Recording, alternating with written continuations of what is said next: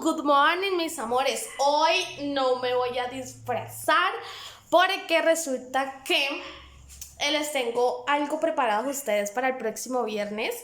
Entonces, para el próximo viernes vamos a realizar unas máscaras del animal favorito de ustedes de la granja y vamos a prepararnos para cantar la canción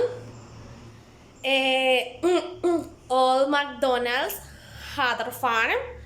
Entonces yo necesito que ustedes en el transcurso del fin de semana, de toda la semana, la vayamos a estar escuchando y la vayamos aprendiendo, porque la vamos a cantar el próximo viernes con nuestras mascaritas, ¿listo? Entonces, amores, yo les traigo acá unos animalitos así muy bellos, lindos. Estos son los que voy a poner en mi granja. Y voy a explicarles cómo se llama cada uno. Amigos, acá tengo la amiga ovejita. Mira, esta es nuestra amiga ovejita. Y en inglés nosotros le decimos sheep. ¿Cómo le decimos a nuestra amiga ovejita? Le decimos sheep. Yes, excellent.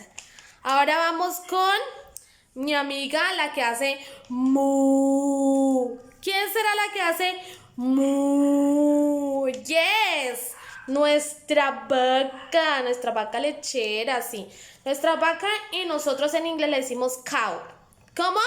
Yes, cow. Yes, excellent. Ahora vamos con un animal que hace o que también hace oin, oin, oin. ¿Cuál será? Escucho. Yes, el marranito, el cerdito, muy bien. Y el cerdito, bueno, el cerdito acá yo le corté la cola. El cerdito, en inglés le decimos pig. Pig, yes. Le decimos pig al cerdito. Ahora, nosotros tenemos aquí otro animal que hace cuac, cuac, cuac, cuac. ¿Cuál será? Escucho. El que más me grite, el que más me diga. Yes, es el pato. Es el pato. Cuac, cuac, cuac, cuac. Y nosotros le decimos duck. Duck. Yes. Vamos con este animal que hace. Bueno, algo así, ¿no? Yo hago con medio raro.